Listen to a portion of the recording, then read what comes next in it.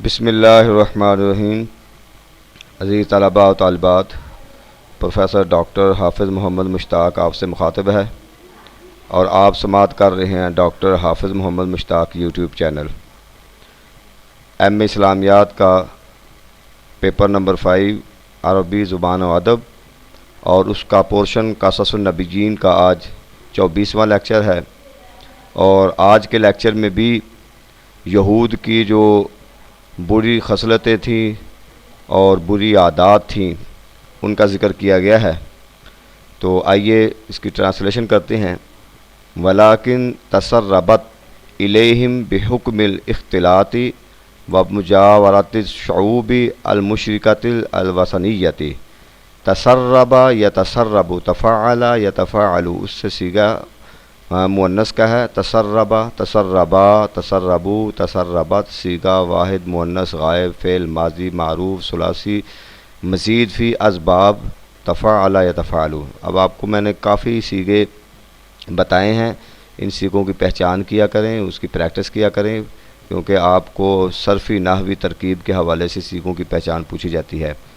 تسربت الیہم، ان کی طرف سیراب، سیراب یعنی سیلان، راہ پانا، بحکم الاختلاط و مجارت شعوب،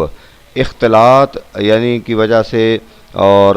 قبائل، شعوب کہتے ہیں قبائل کو، مختلف قبیلوں کے میل جول کی وجہ سے ان کے اندر راہ پا گئی کیا؟ المشرکتی الوثنیتی، شرک اور بت پرستی، شرک اور بت پرستی ان کے اندر رچ بس گئی، ان کے اندر آ گئی مختلف قبائل اور مختلف لوگوں کے میل جول کی وجہ سے۔ وَبِطُولِ الْعَهْدِ بِتَعَالِيمِ الْأَنْبِيَاءِ، اور حالانکہ وَبِطُولِ، دوسری جو وجہ بتائی کہ جو لمبا عہد ہے، بطول العہد لمبی مدت ہے، کس چیز کی؟ بتعالیم الانبیاء، انبیاء علیہ السلام کی تعلیم کی، تو اس سے لمبی جو مدت تھی اس سے بھی وہ دور ہو گئے، انبیاء کی تعلیم سے بھی، اور دوسروں کے میل جوڑ کی وجہ سے ان میں شرک اور بت پرستی جو تھی وہ رائج ہو گئی۔ عقائد ضائفتن، ان کے عقائد جو ہے وہ خراب ہو گئے۔ وعادات جاہلیتن، ان کی عادات جو تھی وہ جاہلیت پر مبنی تھی، یعنی جہلوں جیسی عادات تھیں، عقائد ان کے خراب ہو چکے تھے، جو انبیاء علیہ السلام نے بتائے تھے وہ عقائد انہوں نے من گڑت اس کے اندر شامل کر لیے، جاہلیت والی عادات ہو گئی۔ قد عبد العجلہ فی مصر، اور مصر کے اندر عبادہ، عبادہ، عبادو، صیغہ جمع مذکر، فعل ماضی معروف ثلاثی مجرد، عبادہ یعبدو ثلاثی مجرد ہے اور اس کا ناصرہ ینصرو کے وزن پر ہے۔ قد عبدو العجلہ، انہوں نے عبادت شروع کر دی بچڑے کی، فی مصر، مصر کے اندر، یعنی یہ عادات بھی ان کے اندر بدل گئیں۔ وبالغوا فی تقدیس عزیر و تعظیمہ، اور انہوں نے مبالغہ کیا، حد سے تجاوز کر گئے، حد کراس کر گئے، فی تقدیس عزیر، عزیر علیہ السلام کی تقدیس میں، و تعظیم، ان کی تعظیم، یعنی عزیر علیہ السلام کے تقدس، ان کی تعظیم اور ان کی تعزیر کے اندر حد سے زیادہ بڑھ گئے، اور کیا حد سے بڑھ گئے کہ ان کو اللہ کا بیٹا مان لیا۔ حتی تخطوا بہ حدود البشریہ، یہاں تک کہ وہ جو انسانی حدود ہے، جو بشری حدود ہے، اس سے بھی تجاوز کر گئے، اس کو بھی کراس کر گئے۔ تو حد، انسانی حد کیا ہے، انسانی بشریت کیا ہے کہ انسان کو انسان سمجھا جائے، انسان مخلوق ہے، وہ خالق نہیں ہے، تو انہوں نے حضرت عزیر علیہ السلام کو اللہ کا بیٹا تسلیم کر لیا۔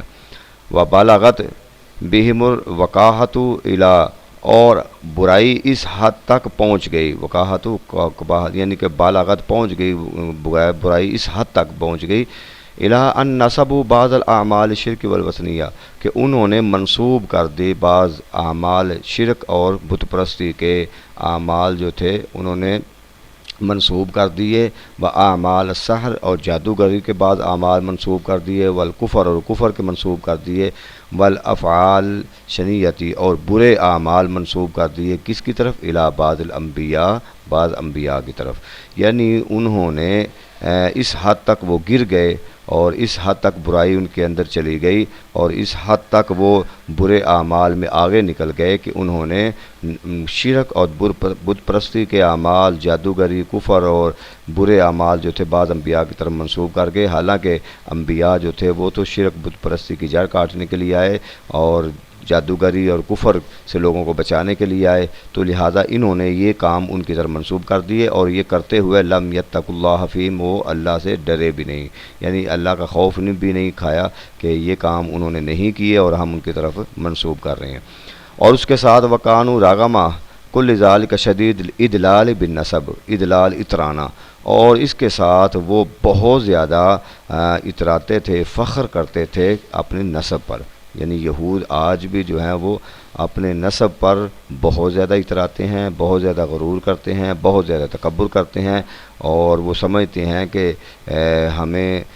برتری حاصل ہے پوری دنیا میں، اور یہودی کو اسی بات کو تسلیم کرتے ہیں کہ جو ان کا بیٹا ان کے گھر پیدا ہوا ہو، جس کی ماں بھی یہودن ہو اور جس کا باپ بھی یہودی ہو، تو اس کو وہ یہودی تسلیم کرتے ہیں۔ کسی اور نسل سے یا کسی اور مذہب سے ان کے اندر شامل ہوا ہو تو اس کو یہودی بھی نہیں مانتے، اس لیے وہ اپنے آپ کو برتری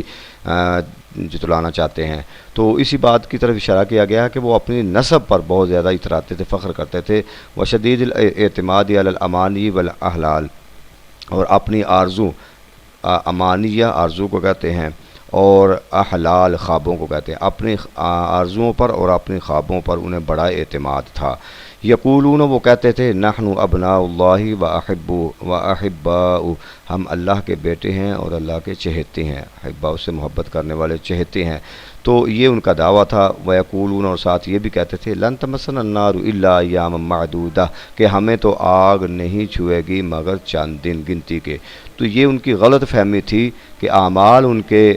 کرتوتیں ان کی بت پرستی جیسی اور انتہائی گھٹیا تھی، نبیوں کو قتل کرتے تھے، تو وہ اپنے آپ کو یہ سمجھتے تھے کہ شاید ہم نے جنت ہمارے لیے ہے، اگر گئے بھی تو چند دن دوزخ میں جائیں گے اور ہم تو اللہ کے بڑے چہیتے ہیں۔ تو یہ ان کی غلط فہمی ہے، اسی کا ذکر کیا گیا ہے۔ تو آگے پھر ہم بیان کریں گے اگلے لیکچر میں کہ عیسیٰ علیہ السلام کی پھر ولادت اس حالات میں ہوتی ہے اور پھر ان کو کیا کیا مسائل کا سامنا کرنا پڑتا ہے۔ لہٰذا آپ سنتے رہیں اور شیئر کریں تو انشاءاللہ آپ کی بہت اچھی تیاری ہوگی۔ شکریہ۔